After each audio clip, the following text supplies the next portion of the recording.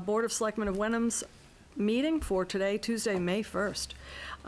We have already been in 2 executive sessions and duly posted, et cetera, and have adjourned from those to open session. So we are now in open session, calling this meeting to order. So if we look a little exhausted, we've been here for an hour and a half or whatever. As always, we will start our meeting by asking if there's any public input for items that are not on the agenda. Now, I think that there are some people here who would like to speak to items that are on the agenda, and I will assure you that there will be an opportunity for that, but at this beginning part of the meeting, is there anyone who wants to speak to something not on the agenda? No. Okay, then I'm going to ask permission from the board to change the order of the agenda and go directly to new business item B, which is review of the Pingree Park Tennis Court facility evaluation and discussion of next steps. Your prerogative. Well, let's do it. And Please. I vote no. Jack. No, I'm kidding. Yeah. No, you can't. So I think we have Sean Timmons here to give us a little update. Thank you very much. And then we'll have our discussion. Hi. Just by way of quick background on what we're about to go through here. The rec committee commissioned an inspection and a report from Yale Associates earlier last month to take a look at the Pingree Park tennis courts, do an inspection on those courts, and really provide us with solutions on how to move forward. So we had short-term, medium-term, and long-term solutions on how to move forward, as well as provide cost estimates for those particular recommendations or solutions. So I know you all have got a copy of the report. If anyone wants a copy of the report, I'd be happy to provide it with them. Tomorrow, just contact my office. It's on the And website. it's probably online now. Yeah, it's in the Selectmen's packet, which is posted on the town's website. Perfect. So what I took the liberty to do was just put together a brief PowerPoint presentation, kind of hit on the main topics or the main items from that report, and then leave it open for discussion. So just a little bit of background information on the courts itself. We went back and talked to the building department, and it was really difficult to find any paperwork on when the courts were actually first constructed. We know that they're a minimum of 30 years old, the asphalt, so that just brings it to 1988. So if I had to guess, I would assume that they're probably much older than that, or the original asphalt underneath is older than that. We weren't able to find any documentation of when it may have had the acrylic coating redone, but I think it's safe to assume that at minimum it's probably 30 years old, as we look at it. So there's 4 tennis courts here, and the courts are in batteries of 2. So as you can see, there's basically 2 courts side by side, and those courts are divided by a fence which runs through the middle. There's also a 10-foot chain link fence which runs around the outside of the courts. Just looking at the current conditions of the courts, and just a couple pictures. Again, there's more pictures on in the inspection report. There's multiple areas of structural and surface cracking, and those cracks are anywhere from a ½ inch wide to up to 4 inches wide. You can see in the picture to the left with a pen there, kind of giving you an idea of how wide or how deep that crack is. That crack is the one that runs right along the fence that divides the 2 courts. We have the tennis net posts are heaving. So this is the one. This is one of the tennis net posts. So as you can see, over time, the posts and the cement, the asphalt have heaved. So on this particular one, and I'm not sure when it was done, but the tennis posts were replaced and set in concrete. So when you have kind of 2 different types of concrete, I think it mentions that in the inspection. This is typical of what will happen over time. So repairs were made to the tennis posts. Again, I'm not sure when, but as you kind of make these repairs and you use different types of concrete to make the repairs, you see some of these conditions happen over time. And then there's new pavement cracking continuing from membrane repair. So this is really important to note, especially when we look at our solution. So as you can see, the picture on the left, that was actually a part of a wide crack that was fixed 3 to 4 years ago. So as you can see, when we talk about our short-term solutions, it really is a 3 to 5 year fix, because that repair, which Gail recommends as a short-term solution, is what we had done on the courts, a few years back. So you can see that over time, those repairs still end up, you know, having some damage. And I think another thing to know about that membrane repair is, you know, you're not really fixing the crack, so you're repairing it, but as over time, the small cracks will still appear, kind of continuing from the large crack. So even though you do the membrane repair, you're still gonna get smaller cracks that come off that repair over time. So the repair options that, and again, we looked at short-term, medium-term, and long-term. The short-term is really that membrane repair on all existing structural cracks. So as you can see, the picture to the right is essentially the work that gets done to do, you know, the picture of the work that would be done to have that membrane repair. So you take all the cracks that are on the courts and you'd repair them this way. We want to reset all the tennis posts. We want to repair all the pavement depressions. I think anyone who's been there knows that after it rains, it puddles. So we want to make sure that we would take care of that. The acrylic court surfacing, and that's what we talked about kind of in that first slide. I'm not sure when the last time that was done. And then on top of that, you want to apply all the tennis court markings to actually have it available for play. This option does not address any of the fencing. So with soft cost, contingency, you know, a general idea of the cost for something like this with all these things to make them playable, it would run in the range of about $80,000. Your medium, and again, that's basically a 3 to 5 year fix. We'd have to continue a program of repairing those cracks that came back from that membrane repair that I showed you in a previous picture. So our medium term, which is about 8 to 10 years, is remove and replace the fence in the middle. We'd have to replace the fence in the middle and a little bit exterior fence to get the machine in. We'd mill all the existing pavement. So essentially what it means is you're not demolishing the pavement, you're taking it down about an inch, inch and a half, and then you repair the cracks on top of that. Some of our cracks are a little bit deeper than the inch and a half, so you know that's when you talk about the medium-term repair. It's just because that we're taking it down, but we're not taking it all the way down to where we'd be completely, you know, resurfacing the court or replacing the court. Again, just like we talked about with the short term, we want to repair all the pavement depressions, the acrylic court surfacing, apply all tennis court markings, and in this particular cost estimate, it does replace all the fencing. And then that runs, you know, we've had estimates for the fencing, you know, between $40,000 to $50,000 to replace all the fencing. When you mill it, what happens next? Do you resurface that missing pavement? Yeah, so you mill it down, and then essentially, and again, you know, I'm not an expert, but you'd repair the cracks with an asphalt slurry, and then you'd put the paving overlay on top of that. So you mill it down, Yep. kind of wherever you have. Make sure the base is still solid. Right, and then And kind then of. resurface. Yeah, paving on top of that, and then the acrylic surface. Okay. For, you know, for road projects, the equivalent is a grind and overlay versus a full depth reclamation. Correct. That's Got basically it. the difference. Okay. So that's a medium repair, term, and again, because we're not, you know, replacing the entire court, we're still going to see some areas where those original cracks would still appear. And then you have the long-term solution, which you know, obviously is to pulverize all the existing concrete and really replace, you know, a full replacement of the tennis courts and the fencing. So again, you know, on all three options, the tennis court markings, the acrylic surfacing, kind of may, you know, stay with it. But again, this is long-term, and basically you're looking at 4 brand new courts with the new fencing. So you know, this with soft costs, design costs, contingencies, you know, this could run you anywhere, you know, around approximately $300,000. So those are the three solutions, or the three options that Gail had given us with the cost estimates. So I think it's important, you know, as we move forward, you know, just a couple key notes, and we had discussed this at our rec committee meeting, our last rec committee meeting, on, you know, what the best way to move forward is. I think it's really important that we have a discussion with the high school. You know, as you may be aware, part of the master plan at the high school does show tennis courts located on the campus.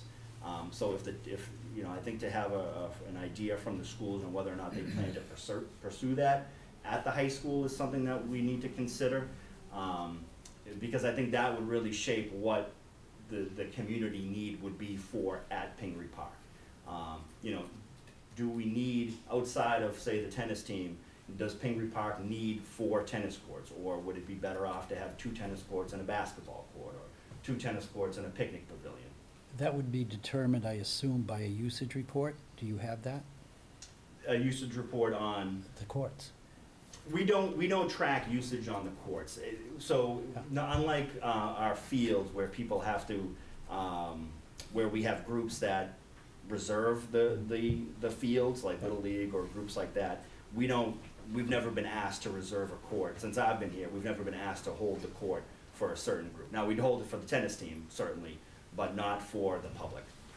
So it's hard to kind of come up with a usage pattern when we don't Yeah, I really mean, have is it those one numbers. person a week, or say a couple a week, or is it once a day? Right, and I think if, once we kind of decide how, on the best path to move forward, I think things like community surveys, community outreach, are things that, A sign-up probably board right there interesting. on the site? Well, I think, I can say one thing about the usage, just because I've played tennis. Well, that's what I'm looking for, Well, yeah. I know, but the problem is they're so bad. So nobody wants to play. So I can tell you, because I've got a group who'll play at different public courts.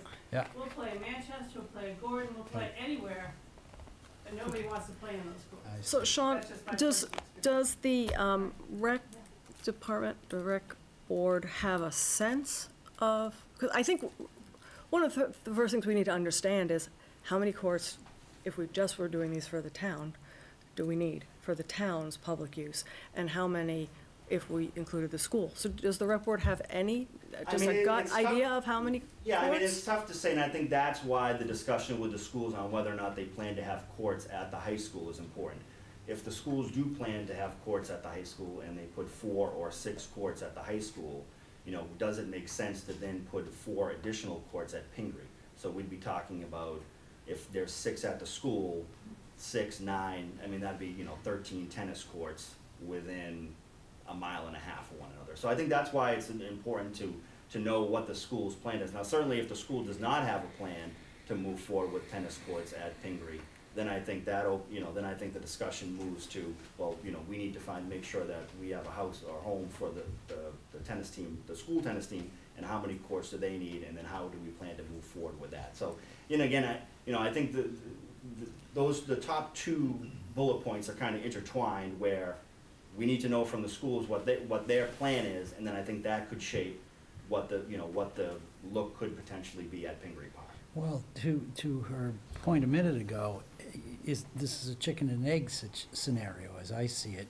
If you don't have really usable courts, are you losing a big share of your audience? So I think it's a little premature to be talking about some of this, and I'm not against it.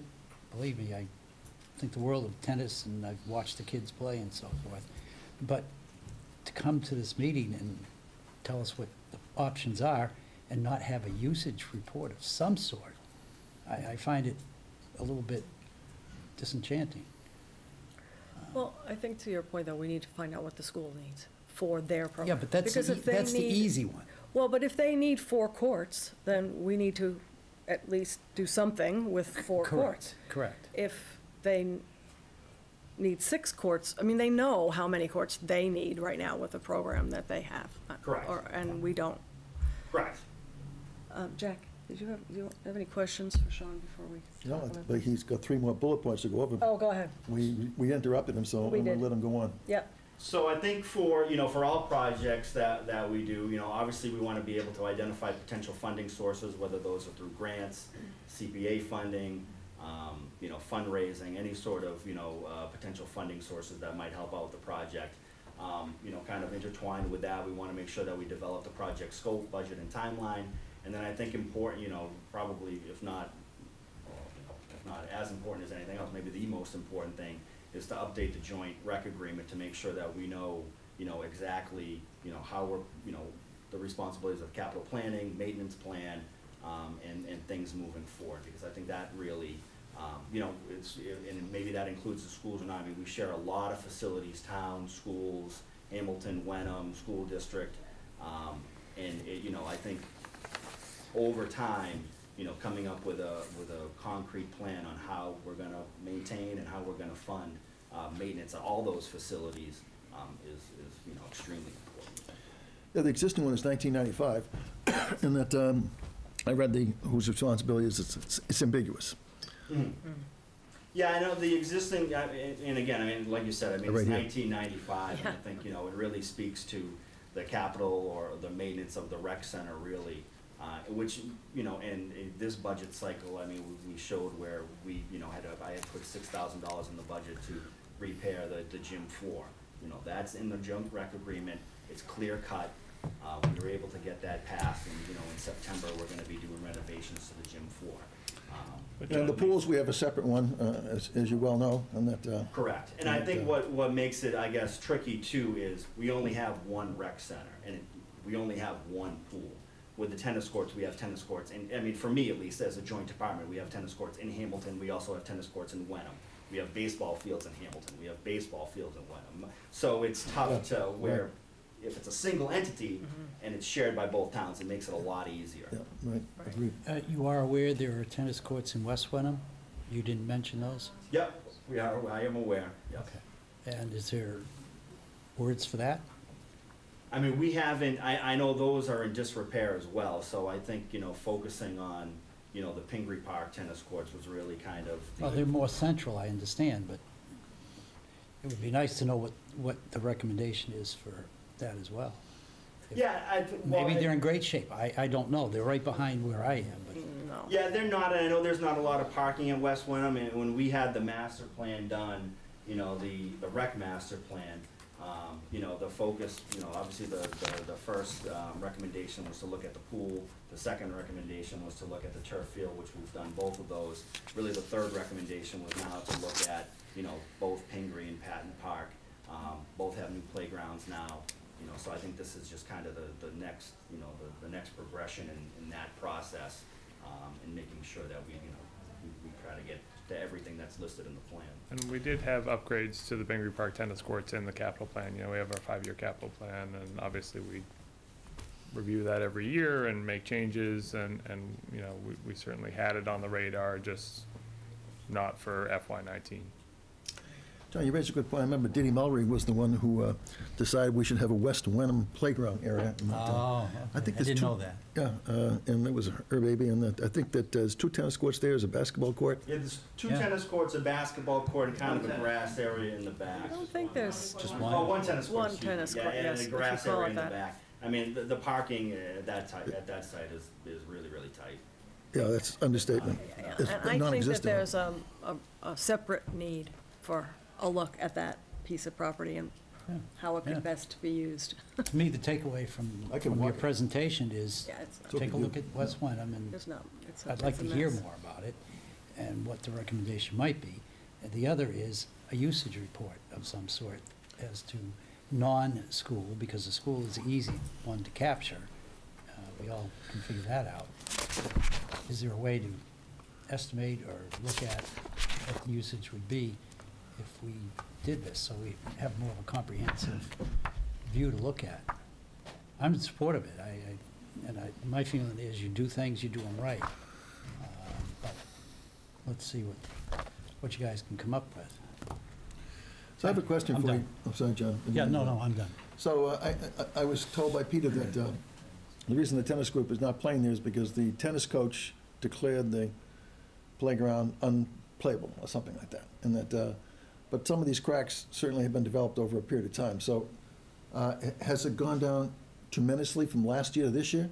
Yeah, I mean, I think, you know, over time, I mean, it certainly is, you know, has been deteriorating. I think the tough thing for, you know, for us is, you know, trying to find a way, or what's the best way to fund it, you know. The rec revolving fund obviously, you know, tries to do as much as we can, but the rec revolving fund is only based on the fees that we get from our participants. So since we don't generate any revenue directly from tennis courts, you know, the rec revolving has put $15,000 into tennis courts in both towns over the last 4 years, but we have no direct revenue from that. So we're using revenue from like our park program, and that's indirect, right? The park program uses tennis courts, so we're using that indirect revenue to kind of do as much as we can with tennis courts or playgrounds or fence work, you know, things that we don't have direct revenue for. You know, and as far as them being deemed unplayable, I mean, again, I know that, you know, I think everyone was aware that they were in really bad shape and that we needed to improve them. You know, I don't think it was on anyone's radar prior to this season. Again, I know we have the tennis coaches here, you can probably speak to it too, that they'd be deemed unplayable by the schools. And I'm not, to be perfectly honest with you, I'm not 100% sure who did. When I found out that you know, it was pretty much, you know, maybe like a month ago, maybe a little bit less than a month ago. You ready to have some public input? Yeah. So we have clearly some people here who'd like to speak.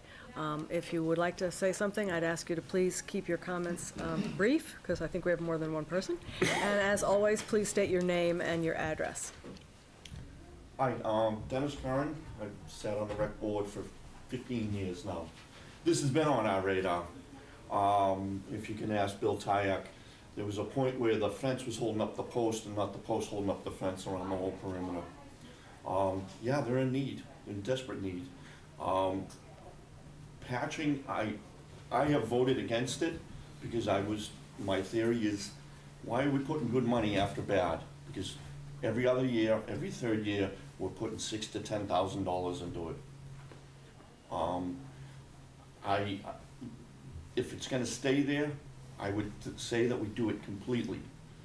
Go for the big one, because if you just grind off the top, the big problem is if you have those huge hemlocks that surround it, and their root systems are right below the surface, and it doesn't get any sun, and so every time that root surface moves, the courts get disturbed. So there's, you know, you look at, are you gonna invest $200,000 for maybe a 10-year fix? So that's 20 grand a year. Or are you gonna go for 300,000 and get 30 to 40 years out of it? It's. If we cut down the hemlocks, I mean. Yeah, you that's gotta an do issue. something serious over there. You know, and I've had this conversation with Bill Tyak several times, and it's not because of lack of maintenance. It's just, you know, I mean, the product deteriorates from the weather, New England, and the movement of those trees. And I just, you know, I'm part of the rec committee. We get pointed with a task. There's good potential we're gonna fix this task and we're gonna go on with it. We did the pool, we're doing the turf field, we've got playgrounds we've done. It's just, we need to find, okay, where are we gonna go? Do we wanna go for the whole $300,000 and rebuild them all? Or do we wanna go for a repair? So, I hope you guys don't think we're just kind of not looking at this, because we are. It's been on our radar. It's just we've kind of, I won't say get our hands tied, but $300,000 is a lot of money.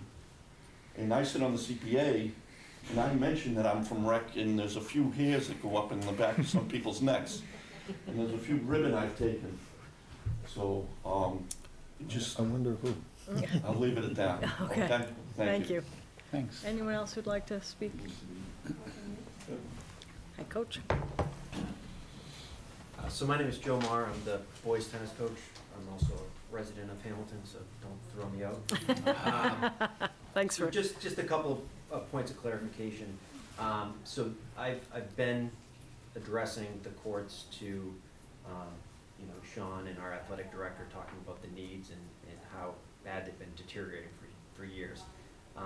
The fence was actually my first worry, because it's very rusted, and you know, kids just being kids, jumping against fences, and you know, kind of worried about what may happen there.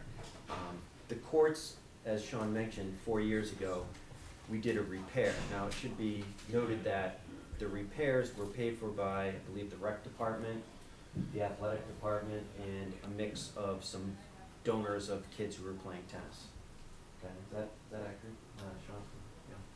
Yeah, I'm not sure how the school paid for it. Okay, but there was a split, so it was, and again, it was a problem because the courts had become dangerous at that point, large cracks where kids could roll an ankle. So we came to that solution. So this year, once the snow melted, we got a good look at the courts. There was one court specifically that I told my athletic director that I wasn't comfortable with my players playing on it. I addressed the school committee about the needs for courts, and then Jeff Sands, our assistant superintendent, took a look at the courts, and he made the call that we could no longer play on those courts. He felt that they were unsafe for any student to play on, so that it was his decision overall. So we've been without courts. We've actually played home matches in North Reading. We've played a home match, the girls played a home match at Triton. Thankfully, now Myopia has let us use their courts, but again, that's the generosity of Myopia. It's a short-term solution. MIAA, which runs the playoff system, if the kids make the state tournament, won't allow us to play on a clay surface, which Myopia is. So we're talking about a short-term solution. So it's been a little bit embarrassing for a number of years when people come to Hamilton and Wenham and you know, they have a thought of what Hamilton Wenham should be, and they enter our courts, and it's not Hamilton Wenham. And not only do we not have the facilities at our school, which I think is sad, but the courts that we do have are just deplorable. And to the point now that we're asking Rowley, can we come to play on your courts for our home tennis match? And you know, I feel bad for the kids because we have over 50 kids, boys and girls, that are in the tennis program. And every day, the girls coach and I, we are trying to shuffle where we're going to be. Is it going to be at Patton? In Patton, you know, those courts are in good surface condition, but there's a lot of limitations with it. The net posts are not, you know, it's kind of similar in a lot of ways to having a basketball team play on 9.5-foot rims. It's not tennis conditions. The lines are right next to the fence. Again, fine for probably people playing recreation, not good for competitive matches. And there's only 3 courts. If you have 3 courts on a varsity tennis match, you're going to be there from 3:30 to 7 p.m. at night. It's not like a basketball game that is going to run for 48 minutes. So right now, we don't have courts to play So on. Joe, can I interrupt Yeah, for a please. second? I understood that there was an agreement between the WVIS and the, So we are to waiting for, use- right now, those courts, they have allowed us to practice on them. mm-hmm, They are, again, because of the winter we had, they're in a little bit of rough shape themselves, so we're trying to get someone to power wash the courts so they're safe.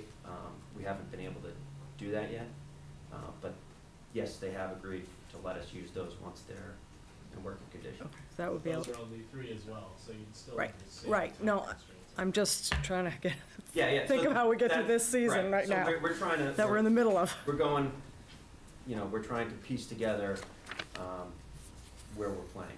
So, I mean, ultimately, would we love courts at the high school?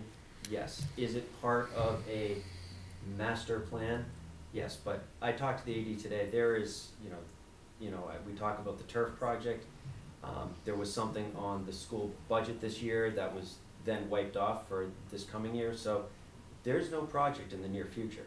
And, you know, we can't rely on another season or another season to not have facilities to kids play at, because ultimately, just like Dacia said, if you don't have the courts, people aren't gonna come to play. Right. And as far as the usage, she's right, no one in their right mind is gonna go to Pingree Park. Chicken and an egg And play type on thing, those and I'm so courts. glad Dacia spoke up Yeah, about that. and I had a because- friend just moved in last year, right across the street, went to play with his kids. He said, what is up with these tennis courts? Mm. You know? And I just, you know, what am I paying these taxes for? It's shameful. It really is. And again, it's, the kids need a place to play. And, you know, as far as usage, you know, it's hard to really tell right now. It's a hard number to track. It's not people are making reservation systems with Yeah. Sean, so Yeah. I understand Yeah. his reservation. But if you go to Patton on a nice day, just see how much use those courts are getting. Two other things I'll mention that I think could, you know, reason to definitely go 4 courts and not reduce it to 6. I mean, reduce it to 2. One, obviously, the high school needs 4. All right, that's your first reason. Another is pickleball, one of the fastest growing sports in the country right now. You can I've easily heard of put it, those- but I don't know anything about it. Easily put, if you talk to someone who spends their winters in Florida, they're probably playing it. Sean, do you know anything about pickleball? Nothing. Yeah, no, okay, just checking. Pickleball, big Fast thing. growing sport. You know, It you is, can it easily is. put the lines in on the courts. The USTA also, they do a lot of grants trying to, you know, upgrade tennis facilities, so there might be some monies there. But, you know, my big message is, you know, I understand that the town of Wenham is looking out for the town of Wenham's needs. I'm here to look out for the the kids of Hamilton Wenham High School needs who've been relying on those courts for, over 30 years now to play on it. And right now, we don't have home courts to play on. Yeah, if they don't have productive things to do, Yeah. they're gonna be more likely to be doing other things they shouldn't be doing. I hope not. All right. No, No, not our juvenile kids, never. delinquents in Yeah. the- Is there any? Probably can I- not, but I just want Yeah. to chime in with one, I think, important piece of information. The 6 courts were included originally in the athletic master plan for the middle high school campus, but ultimately, the project that went through the permitting process with the planning board and the conservation commission was ultimately approved, for the 2 turf fields, didn't include those tennis courts. So I know the board's certainly familiar with Right. that project and the fact that it's gone through the permitting. Those 6 tennis courts aren't in the mix there, so that would be, I guess to the coach's point, a long way down the road. Another and reason. That's one of my, If- it's part of phase 2, and I said, phase 2, in my mind, will never happen if we get a phase 1. Do most schools have their own tennis courts? I'm sorry? Do most schools have their own tennis courts? I can only think of, so Newburyport is the only school in the Cape Ann League that doesn't have them, and their boys program just folded. I can tell you, the girls played at the Newburyport public courts, and they were really nice. I mean, all the courts that we play at, and we've been playing at all of these courts, are really nice courts. Better than Patton, better than the Tea House courts, and certainly better than those courts at Pingree. They should do, Sorry. people won't be able to hear I'm you. sorry. So, but you're welcome to Yeah, I come just up wanna- and make comments, I'm just, sorry. I'm sorry. and introduce yourself, please. South Puritan Road, I'm People sorry. actually do watch this, strangely enough. And they wanna hear you, too. Two things, I've been helping with the girls' team this year, but, and we've been traveling all over the place to play our matches, and we've had 45-minute practices playing with, JV and varsity and the boys' team. It's been really a real hassle. These kids pay the same user fees of like $500 as everybody who's playing every other sport. And it's incredibly frustrating, I think, for them and for people trying to help them, compete. And I would say too, just as a Wenham resident too, I remember when those courts, the Pingree courts were put in. What was, do you know the date of that, Sean? When they were first- We couldn't even In the find it. late The 80s? paper has I will disintegrated. tell you, because I was living in Hamilton at the time, growing up, and we used to sneak over to those courts to use them, because the Hamilton courts were so bad. So my family, who Big all played cycle. tennis, went over and played, despite the thing that said Wenham residents only, we went over there. This They Wenham weren't court. checking IDs. So I really think that if you build it, they will come. And there's a lot of people who play tennis in these towns, not just the tennis team, but I think it's an asset that we should have decent tennis courts for our community to play, to use. And those are, and I have to say, I am just aghast that, surprise, and I know you've been looking at it, these courts, somehow you can't believe, anybody can go on there, look, there's 2-inch cracks of, you cannot put kids on that, let alone anybody else to play on those courts. And the fact that all of a sudden this year it's kind of come to a head is pretty remarkable to me. We should have a plan in place to be assessing and looking at our facilities. And I swear, if that were a baseball field or a football field, someone would be out there and saying, this isn't okay for the kids to play on, but it's a tennis court. And I think that's ridiculous. So I'm very frustrated with the situation. Thank you. thank you. Anyone else? A former member of the school committee. Yeah. Oh, I have so many reasons for standing up here. I am a Wenham resident. My name is Deb Evans, for those of you that we haven't met. I am a former coach of the high school team.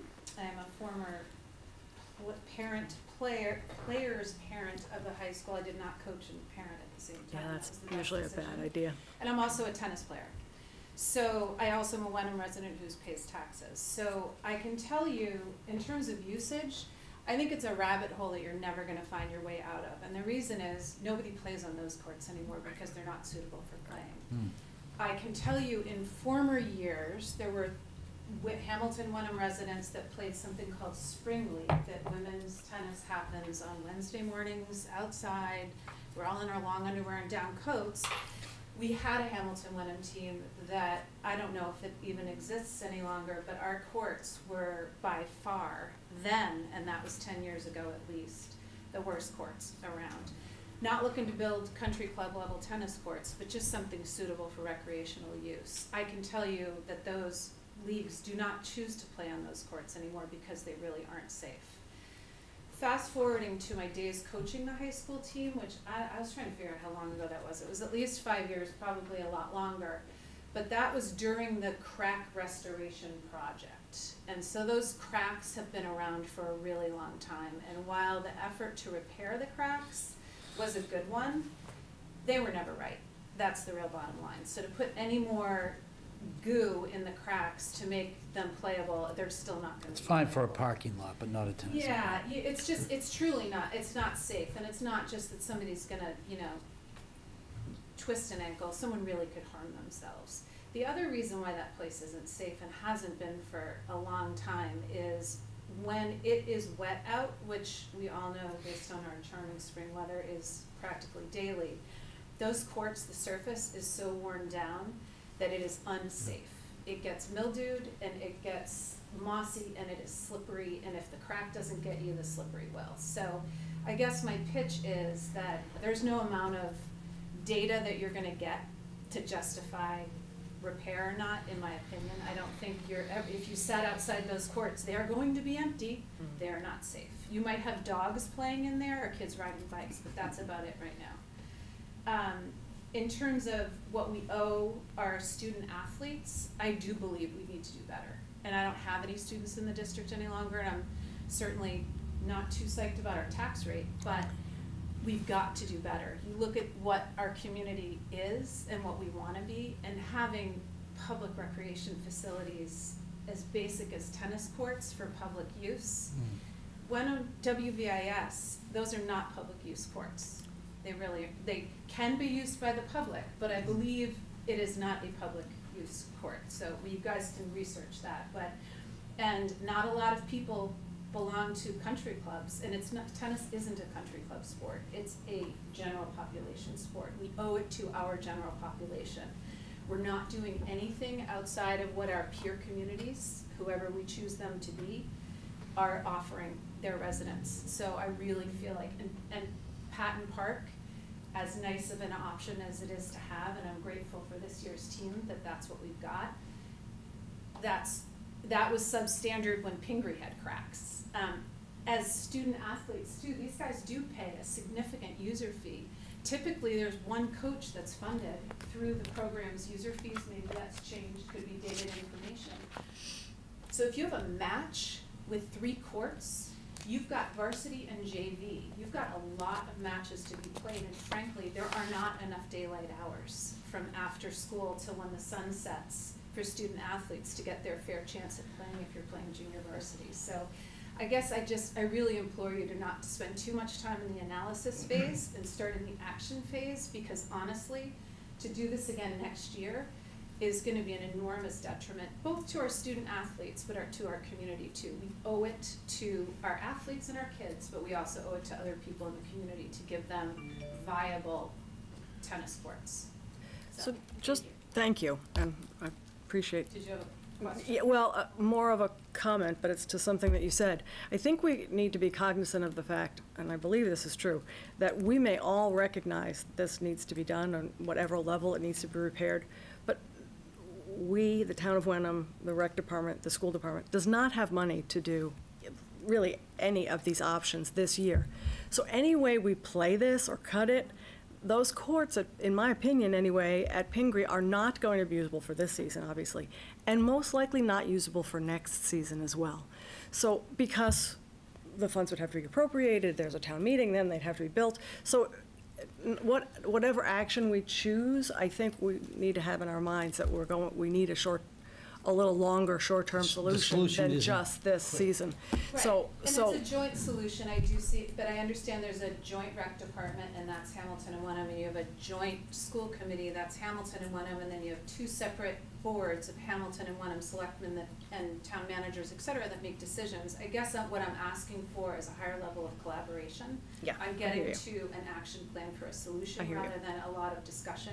Right. There are a lot of cooks in this kitchen, Mhm. but we don't have a huge window, and I'm idealistic, should I think it should be done by next spring? I do, but, because I don't think it's a new problem, I think it's something that everybody's kind of been going, wow, is this really happening? Well, yeah, it's really, really happening, and it's coming home to roost, and I think we as a community need to do a better job of identifying these things when they're not at crisis stage, so we can actually make some Exactly. sensible. Exactly. But in fairness to Sean, I do believe that that has happened, and I'm not even gonna go down there, but I do feel like we're budgeting kind of on an emergency basis, so maybe this is at the top of the Emergency list? emergency list at this point, so to speak, in first world problem emergencies, I guess, but, Right. I think it's something that, it's not a new problem.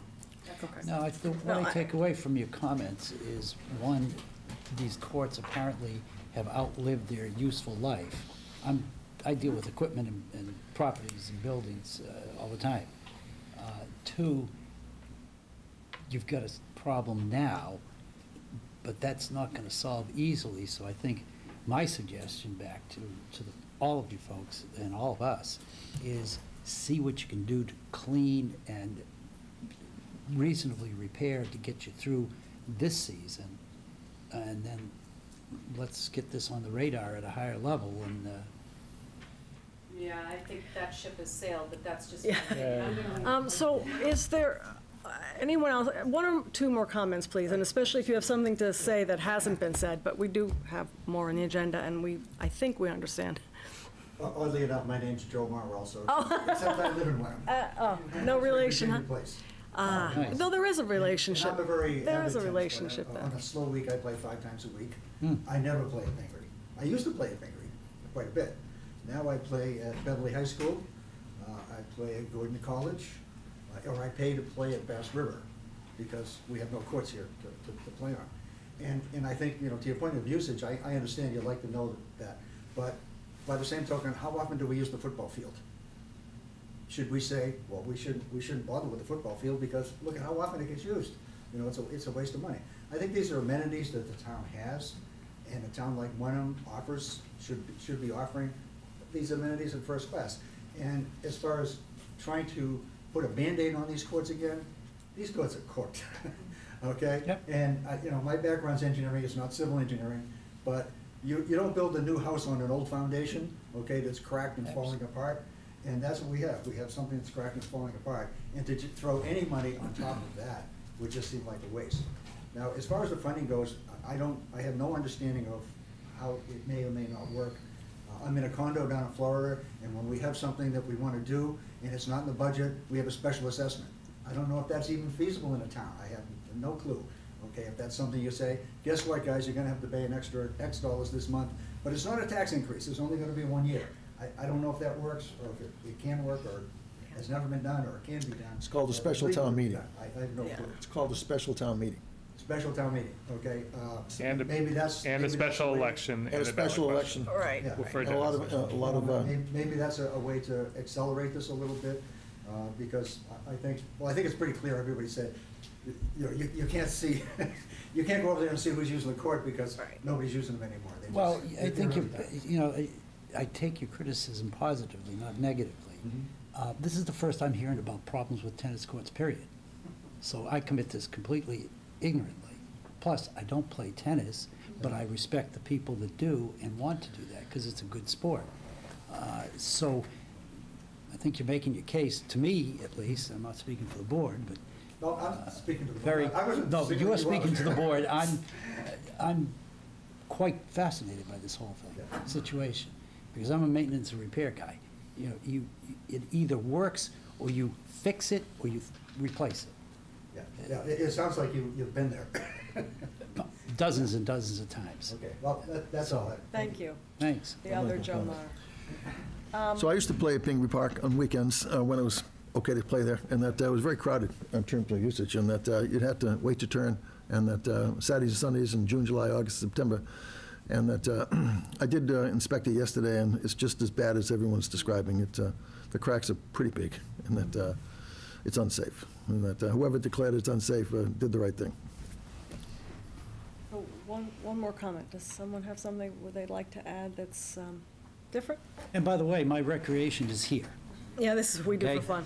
I deal with 3 nonprofits. I mean, I think yeah, please.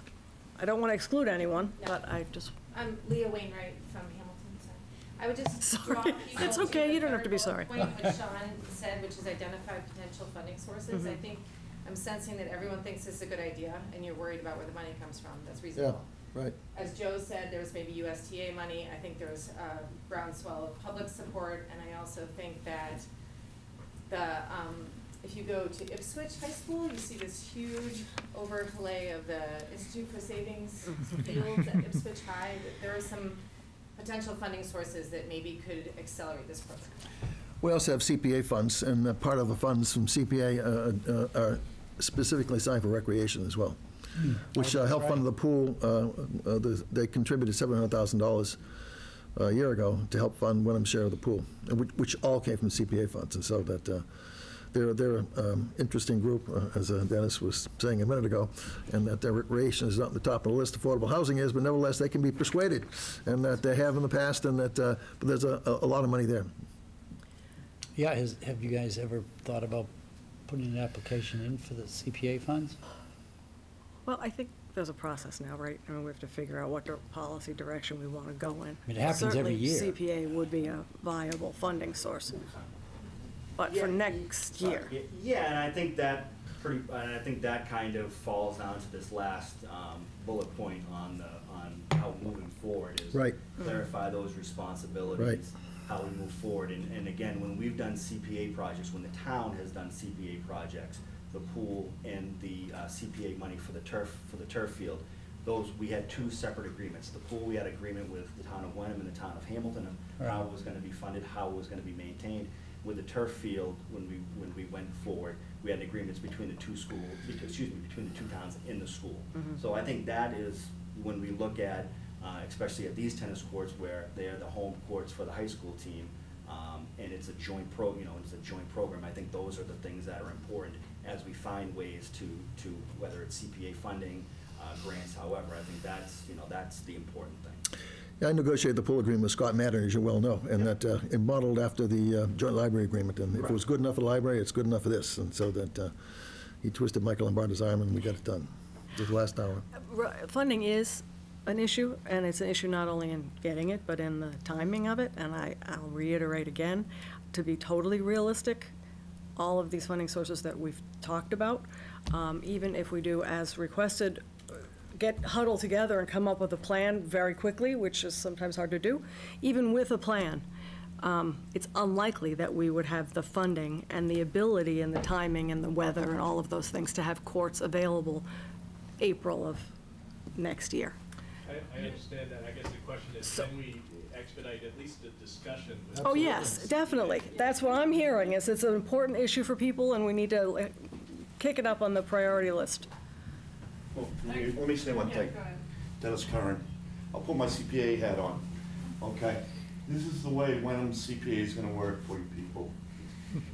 If you come up and say, we want all $300,000 to do these tennis courts, I fight for rec. Listen, I've been on it for 15 years. Most guys only last 3 or 4, okay? You're tougher than usual, I'm though. a little soft, whatever. But if you come to the CPA groups and you say, listen, we have privately raised $100,000, 30% of the financing, they will be more apt to say yes and get creative and try to solve your issues.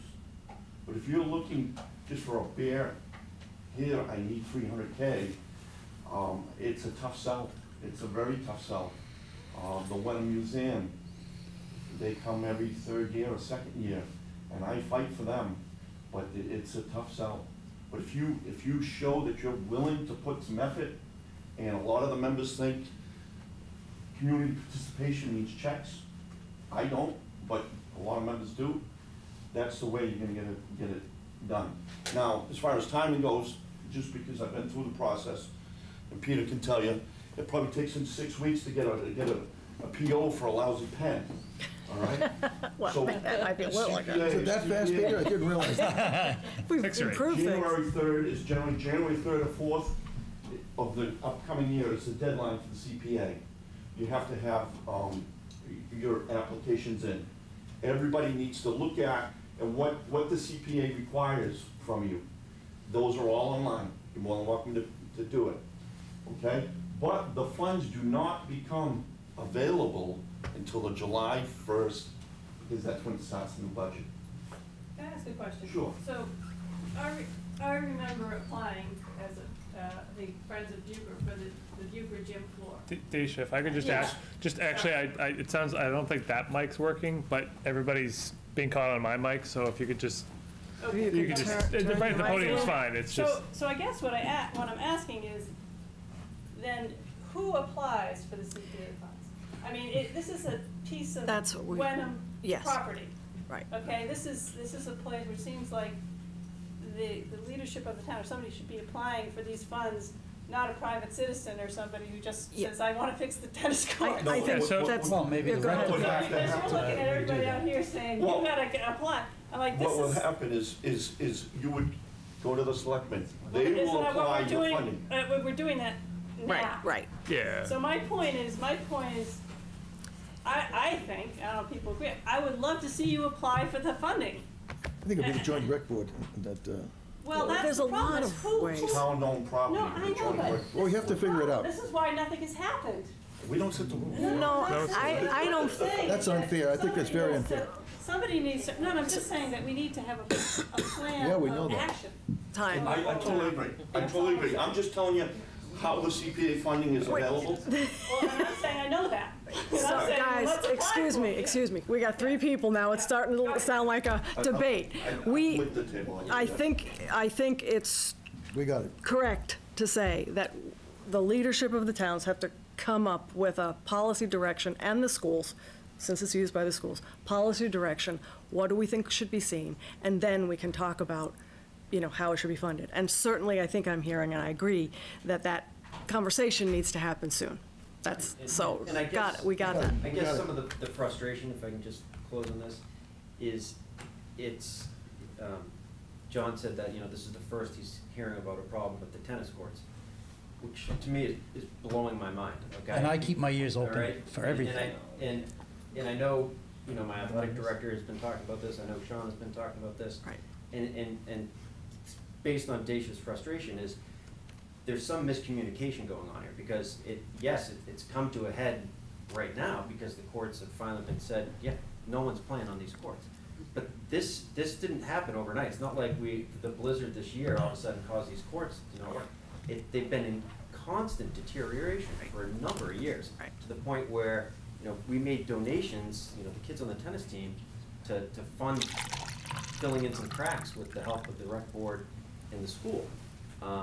So, we need these courts. We need them soon. I know we can't have them this year, but, we need to find a way to find the money through CPA, through private funding, and that's why we're here tonight. I am more than willing to fight for them and do what I can, but, like Dacia said, these are public courts. I can't say, I got a contractor, we're gonna go down and No, rip them no, up tomorrow. we understand that. And I think that we do know, in general, maybe I know this more because my son briefly played tennis some number of years ago, and at that time, the courts were being patched and fixed. So it is not a new problem. It just has, there's been a lot of other projects that have maybe been louder, and now this is a crisis, and that's the whole thing. And I So agree. we'll get together. I want to say, but CPA funds are funds that we pay Mhm. and are matched by the state to pay for, in part, recreation. Yes. And this is a perfect situation where those funds should be used. Now, if the leadership of the town were to go to the CPA board and submit an application and say that this is really important for our town, that seems to have a lot more persuasive weight than, just another party. I mean, I just, Yeah. I Yeah. think that's. Peter, did that's you my want to view. say something? Yeah, I mean, Happen. I think the most recent project that is the closest correlation is the Pingree Park Playground, right? Look how quick we turned that around. And that was a very quick turnaround. I think we can all agree there was a lot of private fundraising that was done. About half of the project was privately fundraised. And that still took a year and a half start to finish.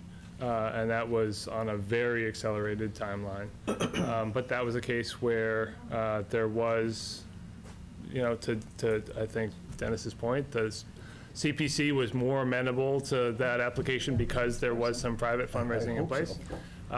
And There was a but- lot of volunteerism that came right from people Yeah, but like I was- Daisha. no, but- If I can finish, Oh, Yes. sorry.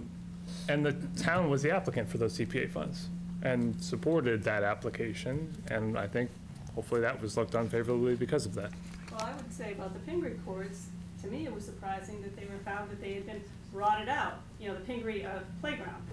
So how come that was neglected for Well, that's a- 30 years? Well, I think there's, I mean, again, I don't even want to talk about that, but my point is that we are paying these monies and nobody is saying, you have to get private fundraising to paint town hall or something like that. I mean, I don't understand why you need to raise private funds for a public, facility that you've already been paying taxes towards a fund that is supposed to be used for those purposes. so if I could That's just my make point. one more statement. Yeah. I think what We're gonna have to Sean move on. has inherited in a lot of ways is a lot of recreational infrastructure that was dated. It was all 20, 30, 40, 50 years old. You talk about the pool. And we have been trying to strategically over the past several years address all of those amenities. And like I said, this project was on the town's radar. It was a little further out than what has immediately presented itself to us. But I think we have been making pretty significant contributions towards upgrading all of the infrastructure, and this is really the last key piece. So I'm going to recommend that we hold on this conversation now, that we tried to, I think one piece of information that we're missing, as was pointed out, was from the schools. What do they have planned, definitely, whether it's phase 2, 3, for their master plan for the courts on campus, and what do they think that their needs in general are for their teams, for courts. And then let's come back at, maybe not the next meeting, but another meeting soon.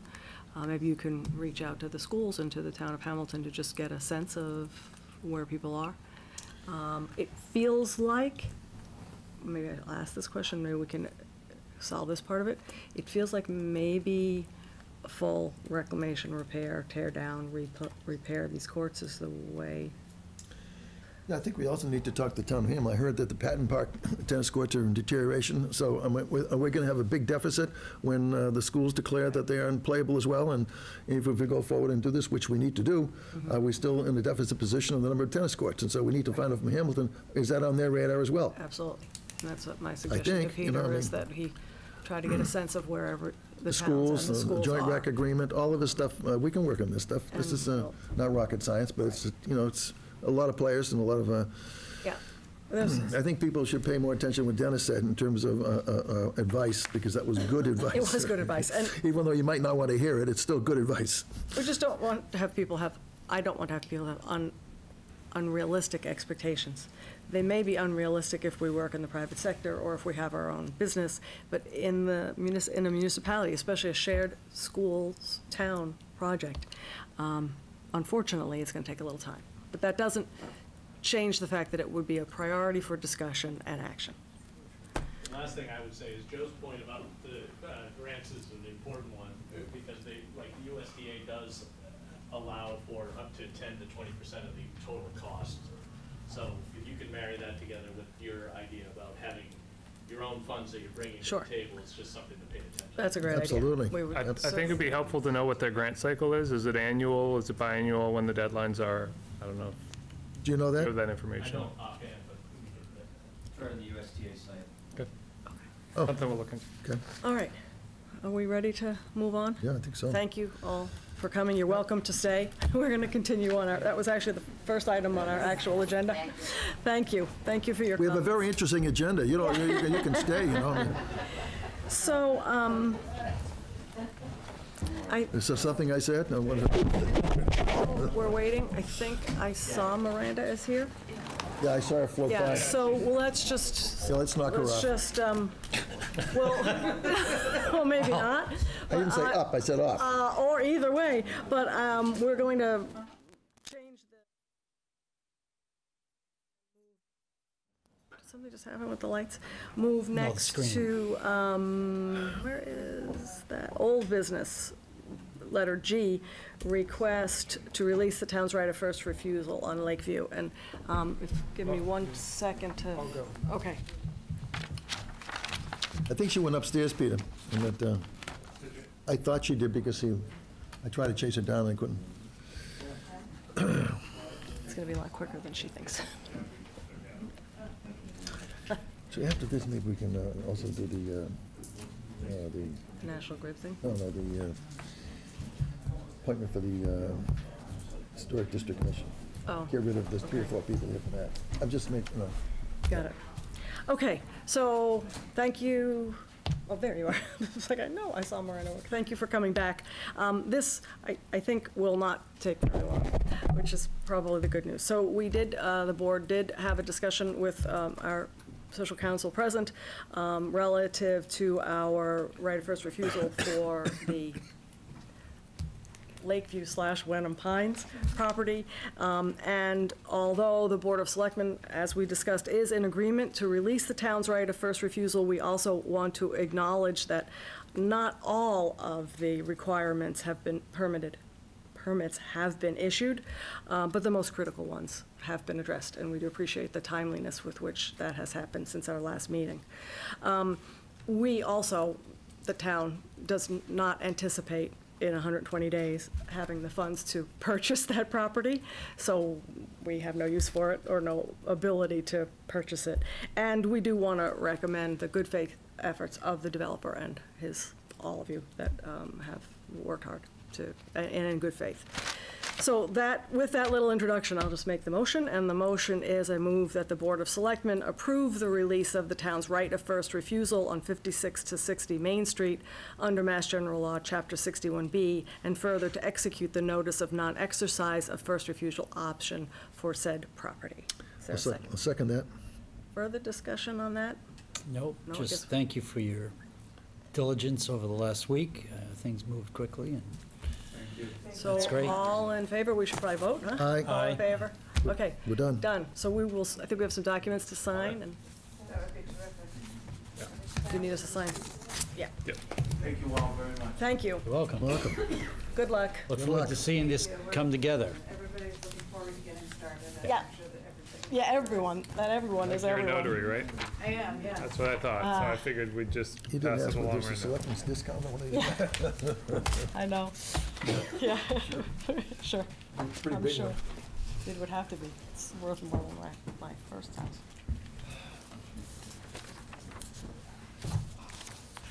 I didn't bring a pen with me. Is this an official pen of the, okay. I don't know. It came out of my pocket. Well, Is it official, do we have official selectmen's pens? No, we don't.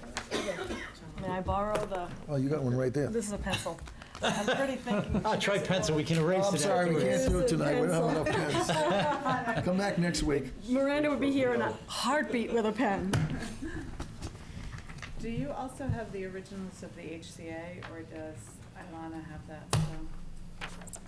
Judging by the they might look. be upstairs. Okay. I checked with Nikki. Okay, I'm not sure. I think Ilana has it. Thank you. all right. Why don't, we can follow up on that tomorrow. Okay, yeah, that was something sounds like that, the rest. yeah, wasn't on my radar. Okay, all right. And everybody's signing freely and voluntarily? Yes, Yes. Yes, Thank you ma'am. very much. thank you. Thank you. All right. Have a good evening. Okay, we'll make sure your shovel is ready in the morning. Is there an official, thing about that?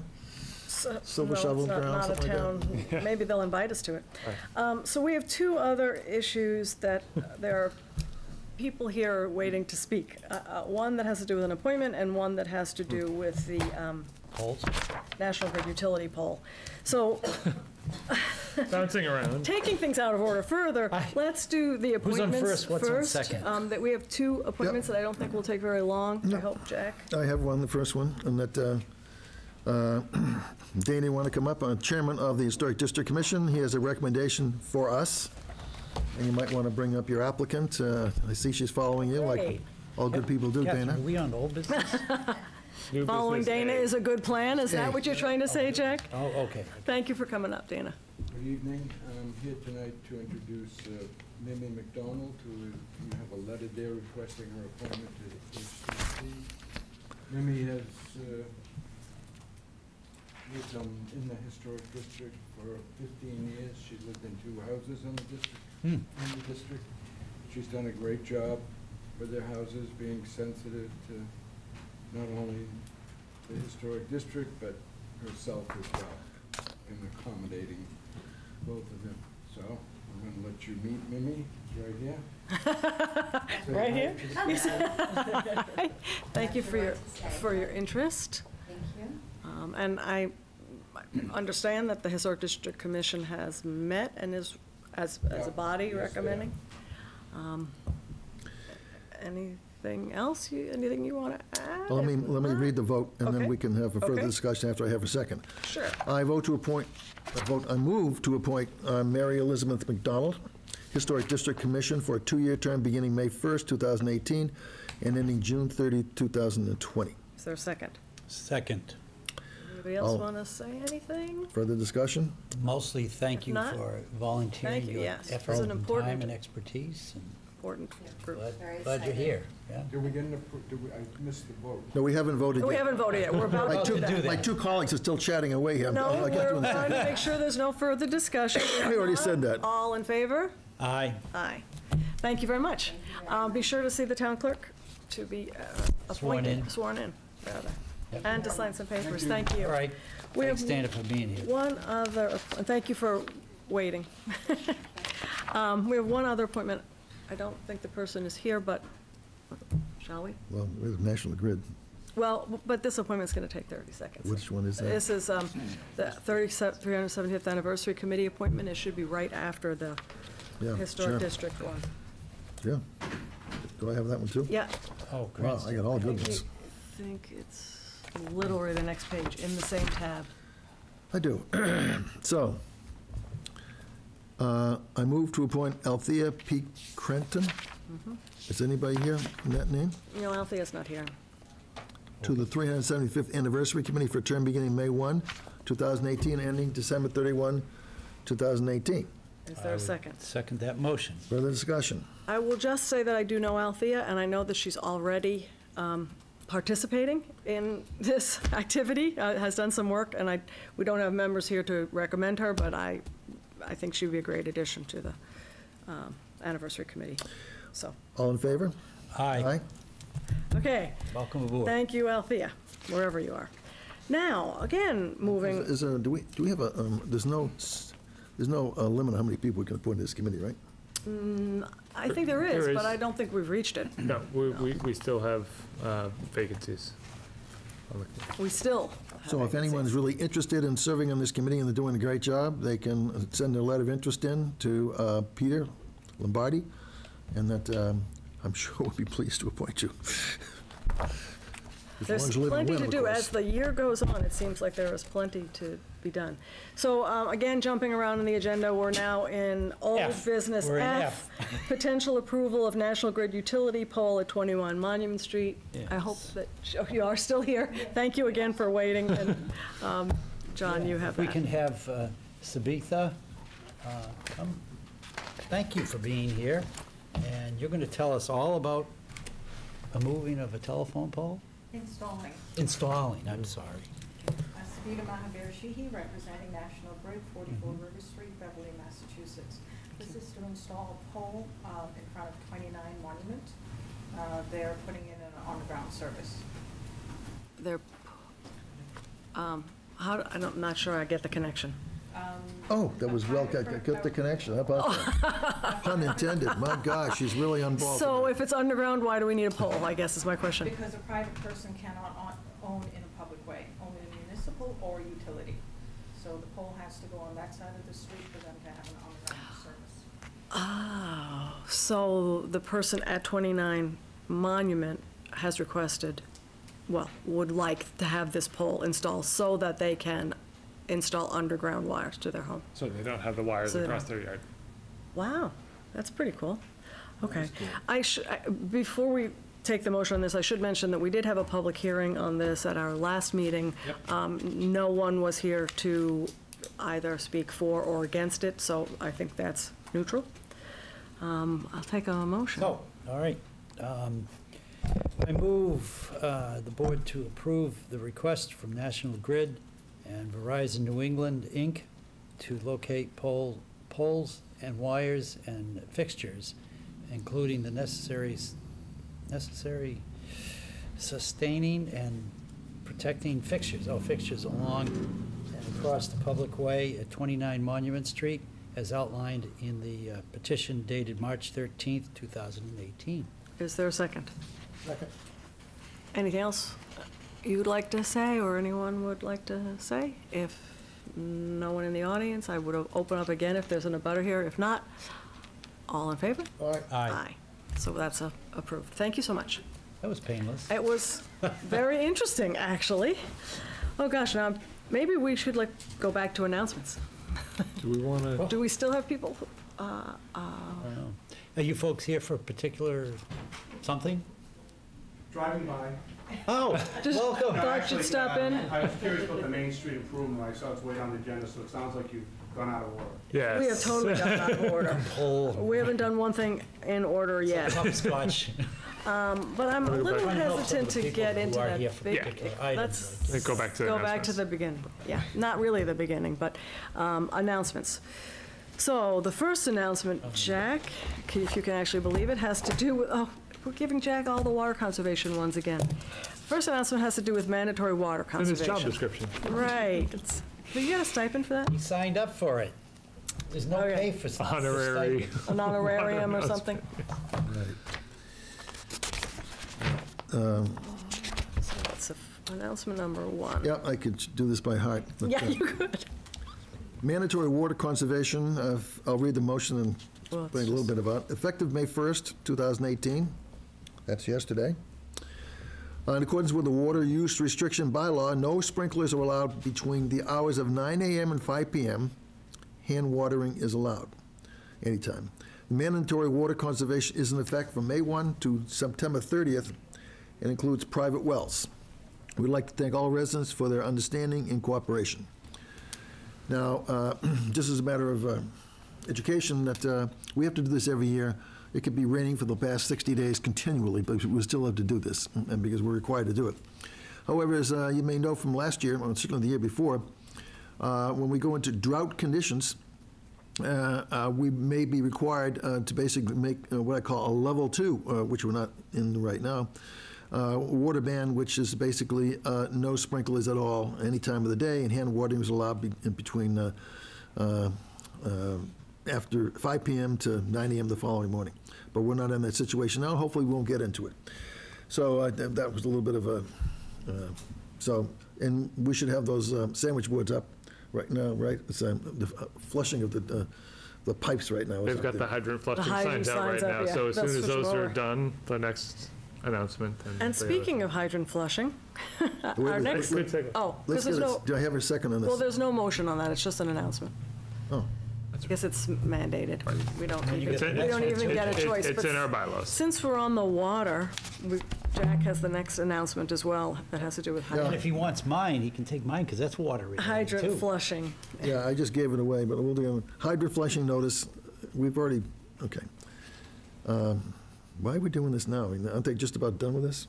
No, they're actually really only about a third of the way through. Okay. On Monday, April 23rd, the Wenham Water Department began flushing fire hydrants. Flushing, I could have read this, and flushing is expected to continue through May 11th, so another week. They must be more than a third of the way through it then. Well, I think they're a little behind. There were a couple of days that they planned And will to. be conducted between the hours of 8 a.m. and 2 p.m. That's when they all go home. Please be advised that you may experience a drop in water pressure as well as some discoloration of the water during this process. The discoloration of the water is only temporary, it does not indicate a problem with the water. If your water does not become discolored, if it does become discolored, turn on an outside faucet to clear the water line before doing any laundry or cleaning. The water department will continue to monitor the water quality during this period to ensure that the water remains safe to drink.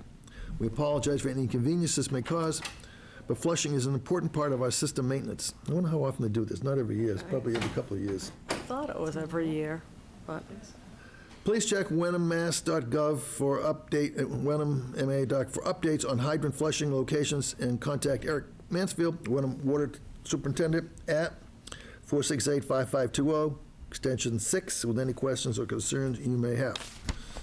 All right. okay, so that's hydrant Have you flushing. noticed any discoloration in your water? They haven't done my street yet, Have you, John? I have not. but I have had some issues in the past, and so I'm very glad that they're posting the streets that they are doing. Laundry get all stained? No, we had this discussion, but I had some sediment that was kind of riled up because of the, Sand. right, that ended up in my system, didn't do wonders for my washing machine. So it's really great Gotta that, clean all your faucet heads. yeah, that they have, you know, if you look online, you can find out what street they're doing that day, and if it's your street, I just don't do laundry. Oh, that's why the It's a signs. great excuse, right? So the next announcement has to do with discounted rain barrels. Yes, ma'am. The residents of Hamilton and Wenham will receive a 40% off the retail price of rain barrels. And these rain barrels, we've had them available for the last few years, and we've had some pretty good response on them. So if you want to conserve water, put this barrel under your downspout, collect the rainwater, and then you can use it to water gardens or whatever else. The order date deadline is May 13th at midnight. I don't know who's going to be taking it at midnight, but I'm sure somebody would be glad. Oh, I guess you there's can do it online, online. yeah.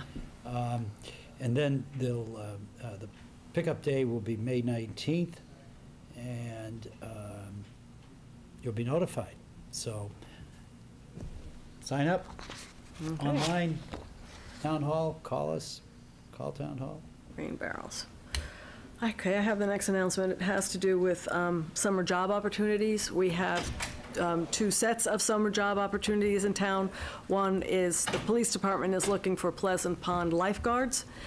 People who are interested should submit a resume and letter of interest by May 4th to csanborn@wenhamma.gov, or delivered to Officer Chris Sanborn at the police station. In addition, we have the Wenham Highway Department is looking for summer laborers, as it does every year. Resumes and letters of interest should be emailed to sbouvier@wenhamma.gov, or again, delivered to Town Hall. Sheila Bouvier is on the second floor. So those are summer job opportunities. Well, this is my favorite. I meant to buy mine today. So the last announcement has to do with Pleasant Pond beach stickers. Pleasant Pond stickers are now available. The Pleasant Pond will be open daily, 10 a.m. at 10 a.m. throughout the summer. It doesn't exactly say what dates. It's usually Memorial Day to Labor Day? Yeah, right now, we're planning on the first Saturday in June. I believe it's June 2nd. And then, and depending on the weather between now and then, and staffing.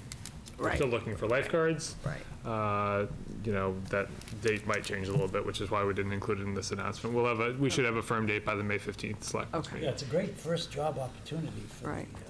Well, and it's a great for the pond. youth of the community. Yeah. So, And so sticker stickers- sales have been up a lot over Yeah, the past few years. So the stickers are available at both Hamilton and Wenham police departments, or the town clerk's counter at Wenham Town Hall during regular business hours. And the cost for the stickers is $25 for the first sticker and $10 for each additional one. Senior citizens, 65 and over, $10 a sticker. For more information, including Pleasant Pond parking sticker regulations and a sticker application, again, found on our website, wenhamma.gov. I haven't seen the articles this year, but I remember last year and the year before, I've seen articles in national papers and local papers that towns and cities are having a difficult time recruiting lifeguards. So it was something that we had a fair amount of conversation around during the budget process, and we actually increased the salaries for the lifeguards at Pleasant Pond. That was one of the few personnel line item increases that we had for this year, just based on our experience over the past couple of years and conversations that Chief Perkins and Sean Timmons have had with other area amenities. It has been an issue, and one of the causes is the fact that minimum wage has gone up and is really pushing at kind of the bottom end of what we had been paying. It drags us along. Correct. A free Hopefully tan we'll- too, good tan. Yeah, hopefully we'll have lifeguards so that people who buy stickers can actually go to the beach. Next on our agenda are reports, and we have our town administrator update. Just very brief, because we met last week, and we obviously had a Yeah, fair amount right. to discuss on the agenda tonight. In terms of personnel, two major kind of follow-ups now that we're on the other side of town meeting. The shared inspectional services model, we have the intermunicipal agreement in place, but the funding for that was included in the FY19 budget, which was obviously approved by town meeting. So now that's all secured, we plan to post for those positions. Again, as a reminder, Wenham, it's a regional agreement between Hamilton and Wenham. Wenham is the lead community, so we will be posting the positions, building commissioner, which is a full-time position, part-time electrical inspector, part-time plumbing and gas inspector. We'll be posting those, and we'll be going through the hiring process over the next few months, and hopefully we'll have all those positions filled in time to start the fiscal year under the new model. And we'll also have backup inspectors for each of those roles, so that if people are indisposed, unavailable, or anything like that, we can make sure to be responsive and get the inspections turned around quickly.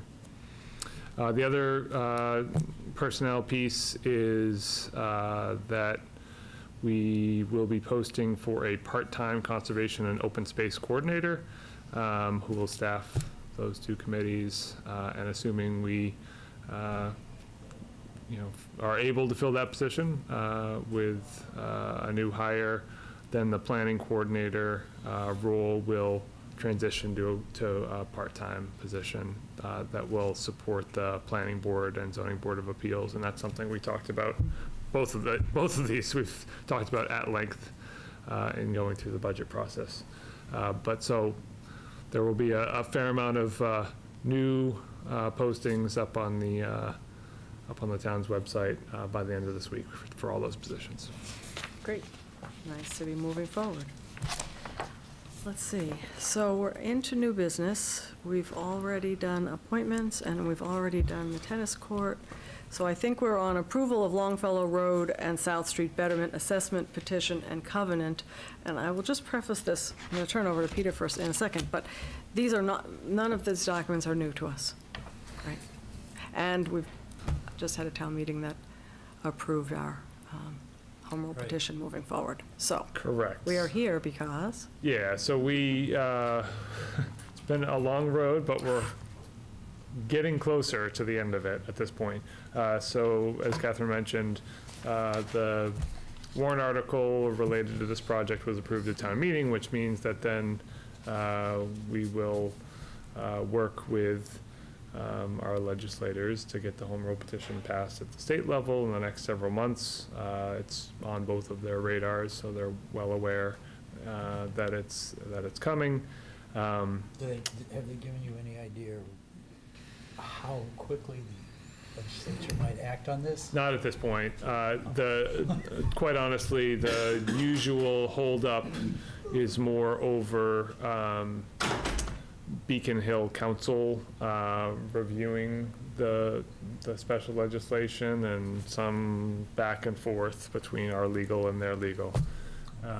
So that's, I would expect it to get approved in this session.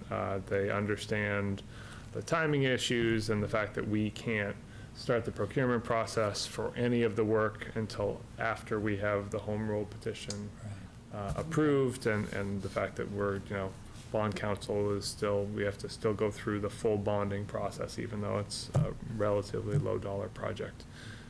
So they know that we're looking for it to be turned around as quickly as they can. I just know our and- experience with the liquor license issues, and Yeah.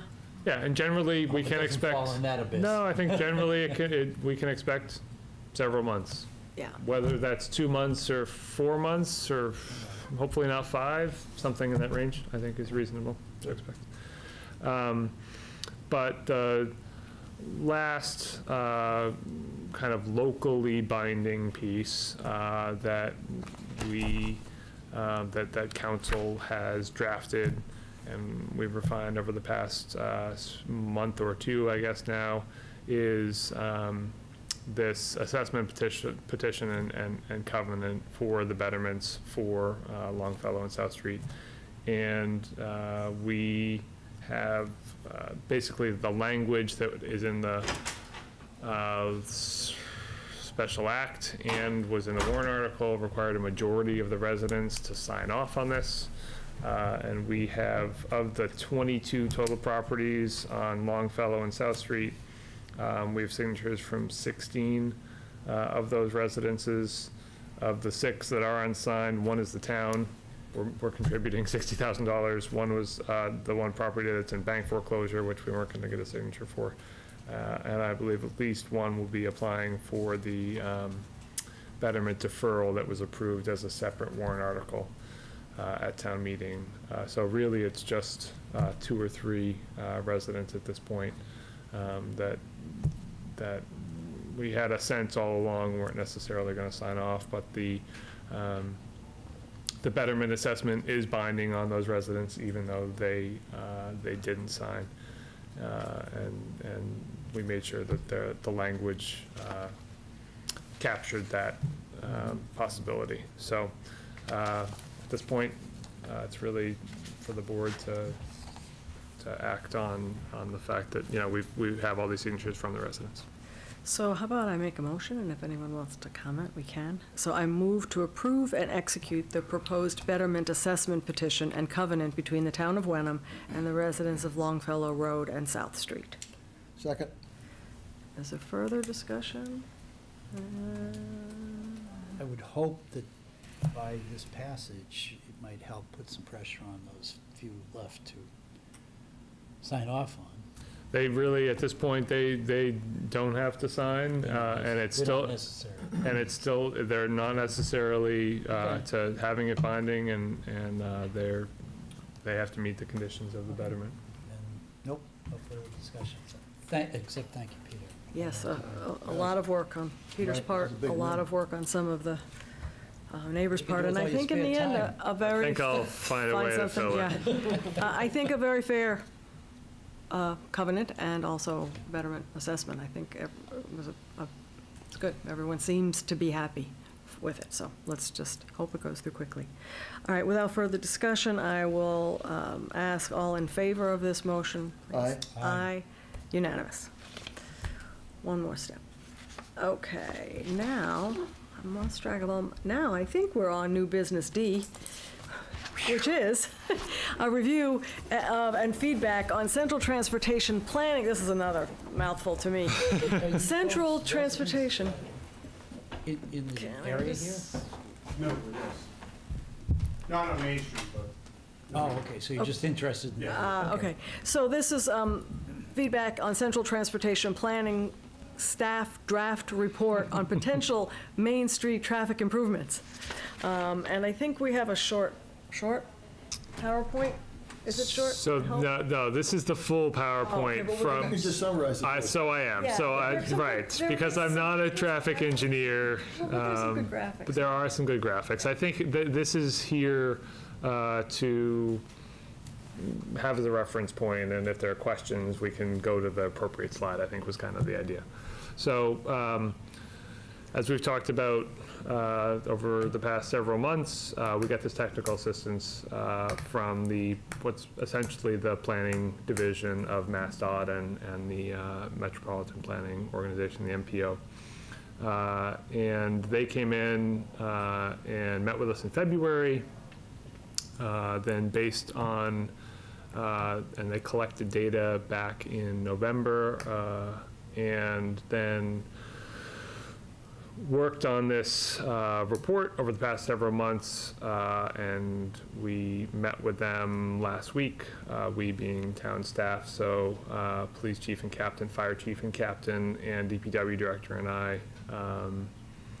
And they went through their findings to date and are really at this point looking for the town's feedback by the end of this week so they can finalize the report and finish their process. As you can imagine, they have a number of pretty significant road projects on their agenda. So there are some short-term recommendations, which I can touch on briefly, and then some obviously longer term, and hopefully not too long term, in going through the state process to help address our downtown coordinator. And again, just as a refresher, the area that they're looking at is from Cherry Street to Arbor, including Monument on Main Street. That's really, they analyzed all three intersections because they're all so close and interrelated. And so while you're doing that, a big picture question on this, we talk about short-term and long-term. Is that merely because it will be a long time before they get to this? Or are we making a policy decision that we want to do something for the short term and ask for this later? No, so, I mean, you talk about the state process. Yeah. It will be several years before the long-term improvements can be made. Several as in, I'd say, realistically, best case scenario, 3 to 5 years until we have the project completed and the lights installed.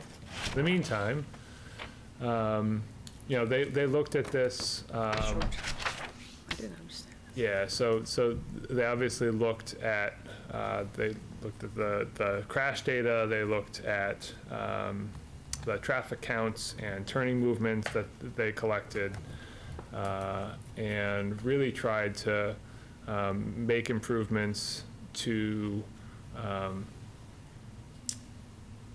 minimize crashes as much as possible, and to create a better environment for pedestrians, a safer environment for pedestrians. So there's some restriping in the downtown area. Specifically, they're looking at adding left-hand turning lanes that don't currently exist. The expectation is that there's only one lane of travel, but inevitably with all the left turning movements off of Main Street onto Cherry, Monument, and Arbor particularly, their best practice is to have 2 lanes recognized as opposed to just keeping it as one. And there's a fair amount of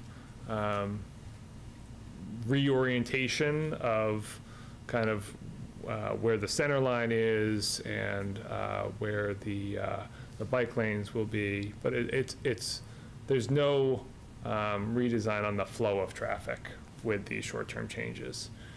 And so in terms of timing, MassDOT, basically at the table last Thursday, was in agreement that all the recommendations made sense to them, that they were supportive. Obviously, 1A is a state road, so they would have to give approval. If you remember last year when we did the lane shift on the other side of Arbor, we had to go through their central office to get those approvals. But they thought that there was a change to the existing pedestrian signal, push button over at the post office in terms of lengthening the time that pedestrians had to cross. So they were going to make that change literally in the next week or two. And then, just to kind of go back here, I guess, they said that in terms of doing the full restriping, it would be, they basically do a very minimal grinding of the road surface and then repave and then stripe over it, as opposed to trying to black out the lines that were there and repaint it. If you notice, that's what we did, for the lane adjustment, and a year later, it's a little hard to tell where the center line is and everything else. So, and that's something that may happen this construction season, at the latest would happen next year. Depends on what's queued up already for those contracts that are in place with MassDOT. So, and then there's also some additional pedestrian warning signs that they recommended, specifically at the crosswalk here in front of Town Hall. The long crosswalk that goes over to the tea house. So that's a dangerous one. Yeah, I go to church in the morning, a lot of people are going to the Congregational Yeah. Church, and that, as you're coming off of Cherry to take a left-hand turn, sometimes you don't see the people coming on that crosswalk to go, well, maybe it's a tea house at the church, but so they actually, their long-term recommendations, they suggested eliminating that crosswalk. Yeah, I was surprised that wasn't a short-term recommendation, because that is a dangerous, and it does require people to have to, the next crosswalk is either by the post office or by Cherry Street, but. I think the issue is that they recognize human behavior, and people, their concern is if they eliminate the crosswalk, people will still cross there. And they're And that is a real liability. That's an even greater liability. we're talking about the same one. I'm talking about the one that goes from call it this town hall to basically the tea house. Right, Yes. the really long one that goes diagonally and actually crosses 1A and that little road that's by the, yeah. That's the one I think is very dangerous. Yeah, and that's why Yep. I see the point now, but I would have imagined it would be eliminated. But people are still going. The people are still gonna cross. Yeah, but, the church used to have a police officer out there, on the one, not at this one, but the one, as you take a left on Arbor Street, mostly the people going to Congregational Church at 10 o'clock. And for years, they had I presume the church paid for the policeman, but I haven't seen a policeman out there for a long, long time.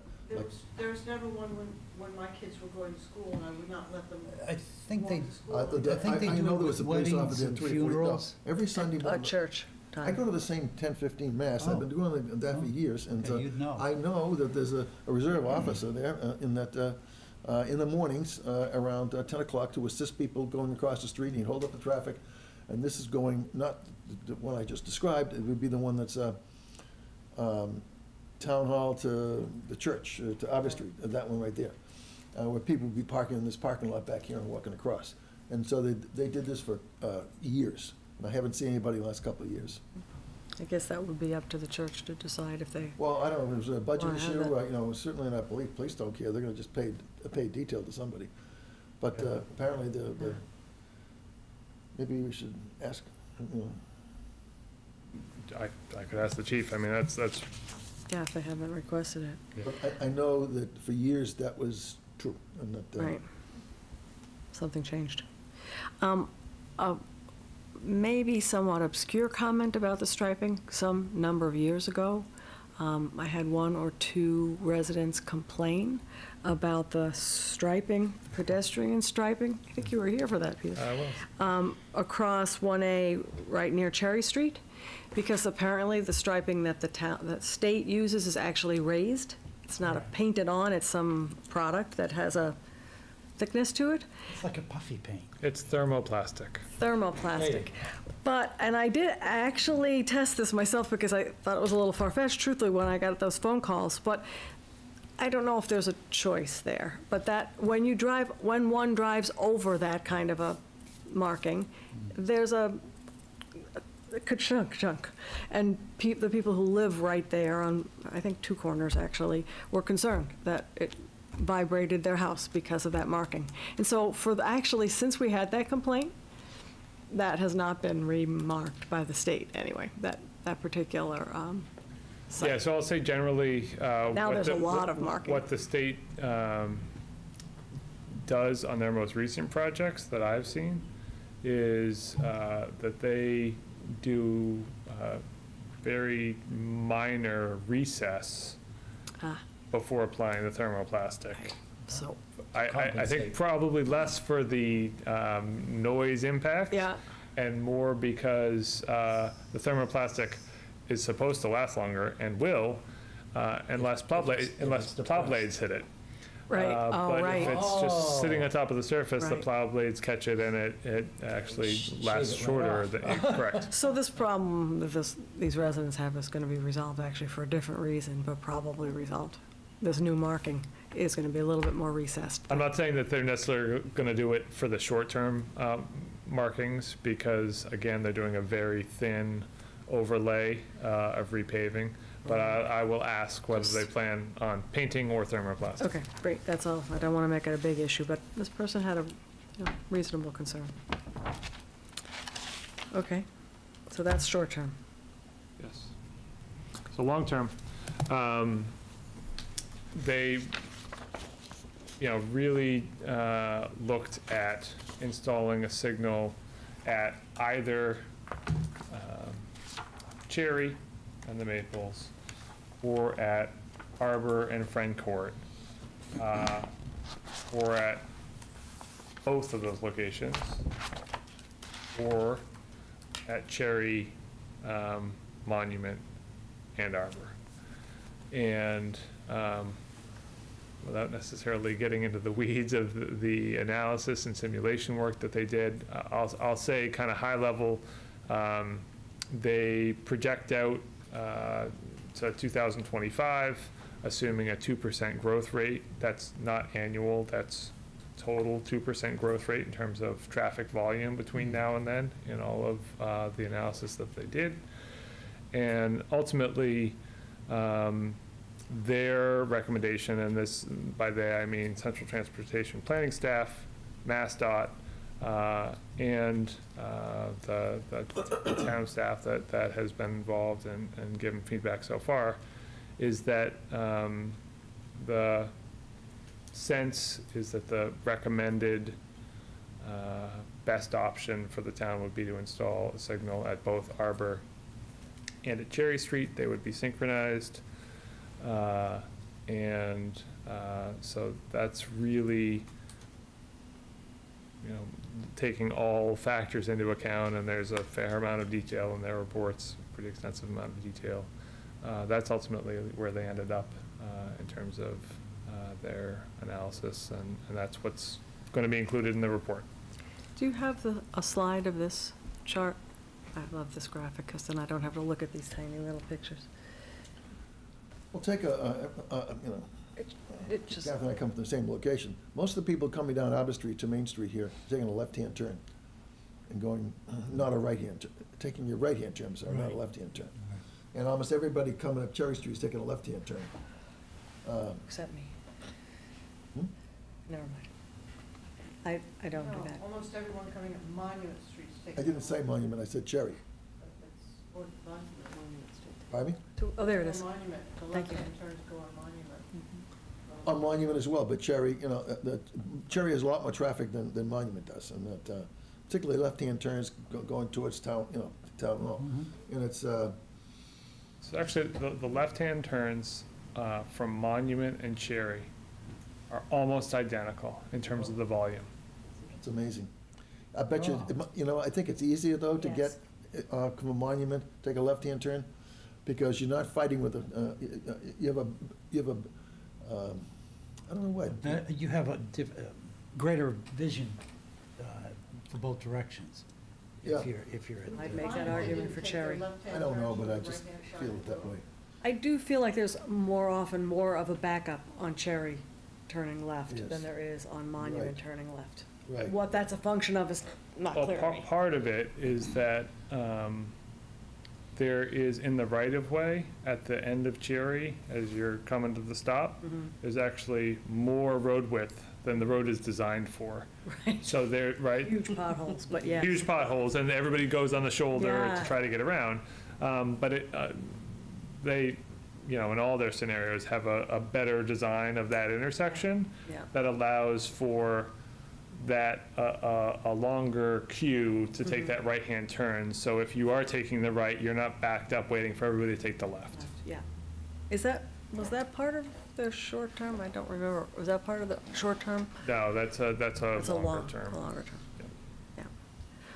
And Well, then, it's good that this is being done because, you know, this is a 50-mile-an-hour road out here, and there is almost nobody that will yield or give way for people to come out of these side streets. Those people in Arbor come on, taking a right-hand turn on, don't like to, once they're on that road, man, they don't want you to, let the people from Cherry cross, that's for sure. That's a tricky. so I mean, we obviously had a conversation about the fact that Main Street now and forever has never had a traffic light, and we're talking about, you know, our downtown historic district and everything like that.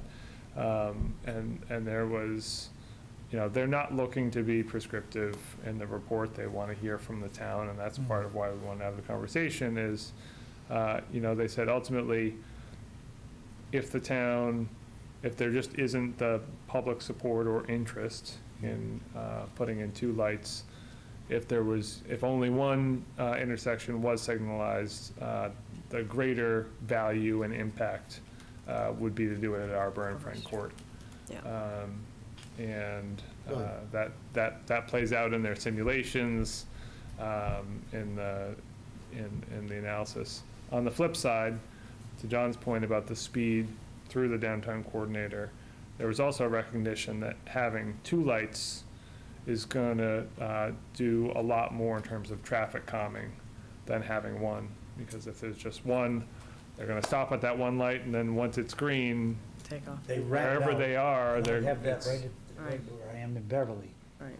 It becomes a quick. Where if bolt to there's get 2, there. there's kind of the expectation that, okay, for this couple blocks, it really, you know, you can't be racing from 1 light to the next.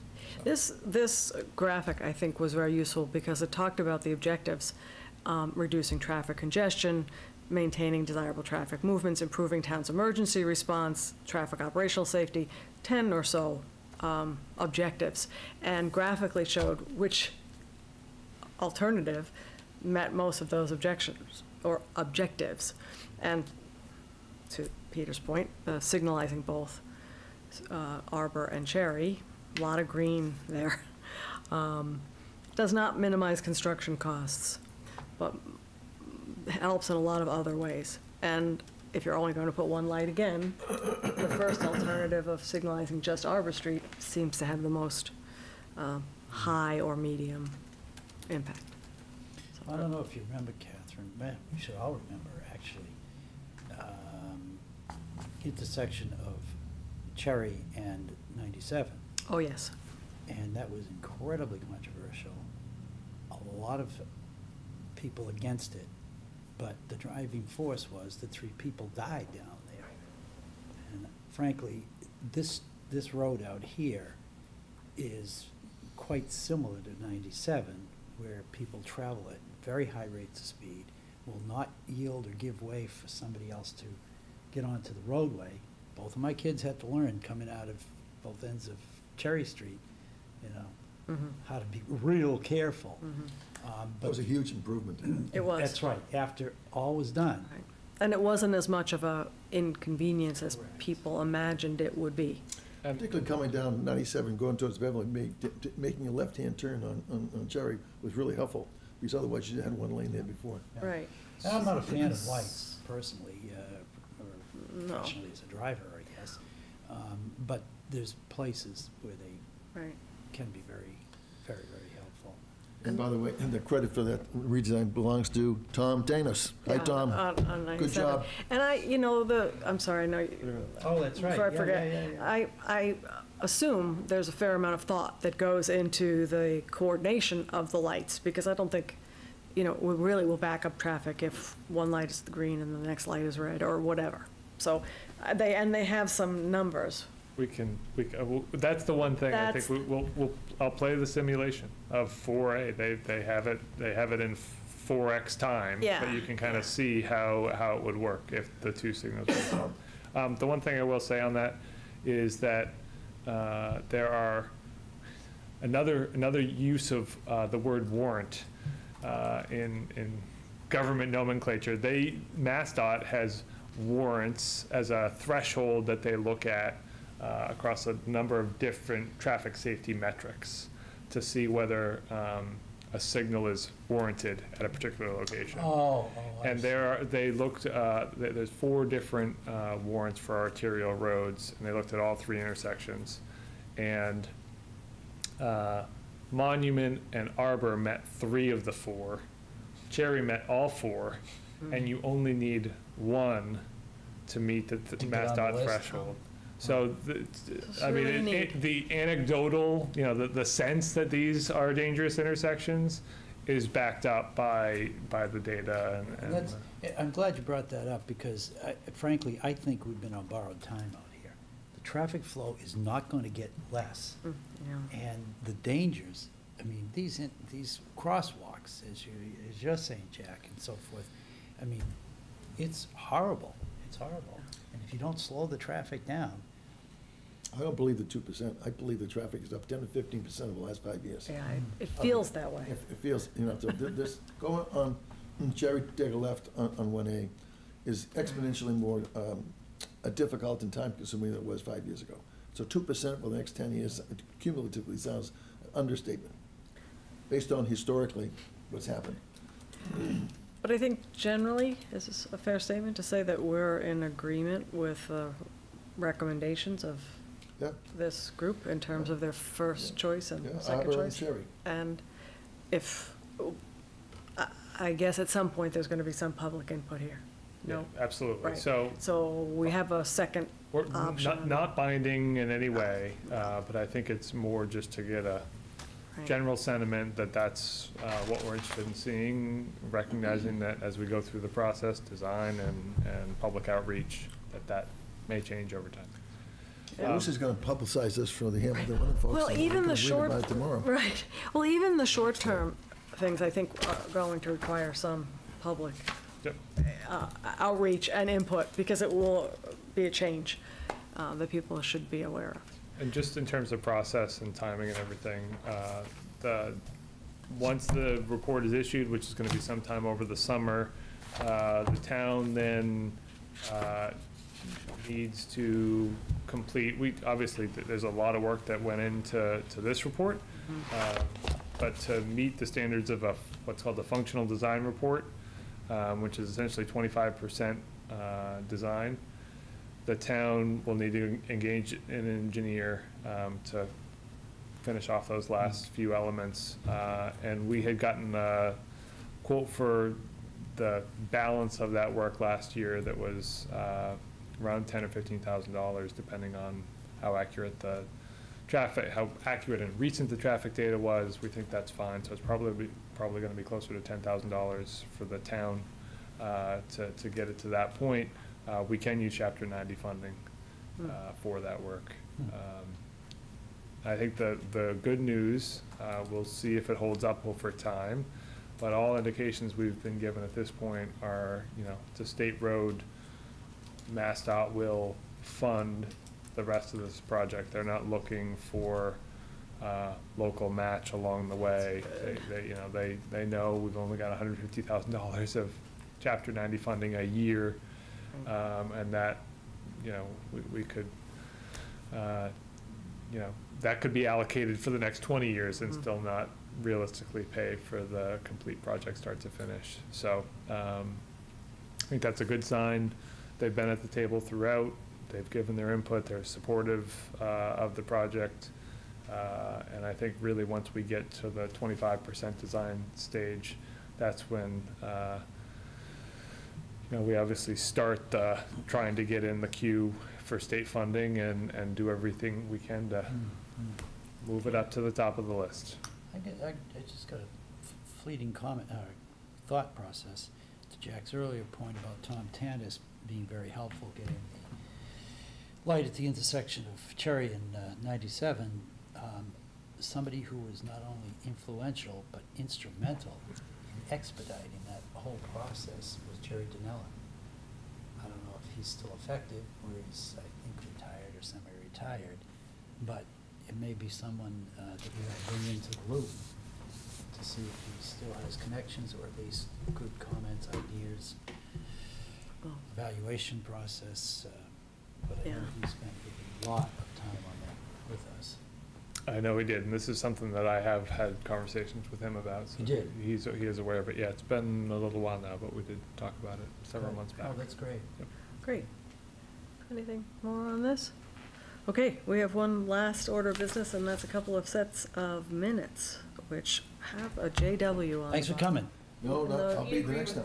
These Okay. minutes Oh, good. These I did are- not get those minutes sent to me by Catherine, so they must have Okay. been sent to John. So These are JC, John's the last minutes, Oh, yes. good. yeah, April 2nd and April Well, I'm just saying, I didn't review, 23rd. I didn't review them with Catherine, and so this, Yeah. last week's, You haven't gotten them yet. but when I get the minutes from last Jack, week's you're meeting, I'll give skinny my and first. right out. Okay, go ahead, John. No, no, Oh, Don't gotta find call it me, John. first. So there's, I can help you out by moving them, John. Okay, you can do that. I move to approve the joint Board of Selectmen and Finance and Advisory Committee meeting minutes of April 23rd, 2018. is there a second? Second, Changes, discussion? Hearing none, all in favor? aye. Aye, unanimous. We have one other, the annual town warrant here. Sorry. That one.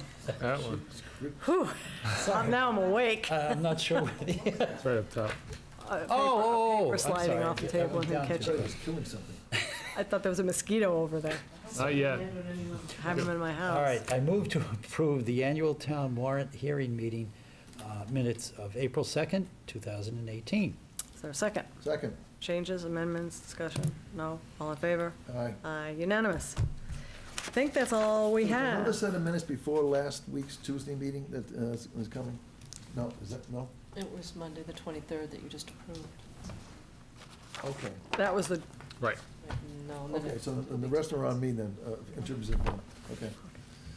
I would I could give you this whole entertain, book, but I really would like that, the light survey. will it be online, that report? The report is in the packet. In the packet, so it's Online. online in the packet. Yeah. Okay. Motion to adjourn? So moved. Is there a second? John? Second. All in favor? Aye. Aye. Thank you. Thank you very much.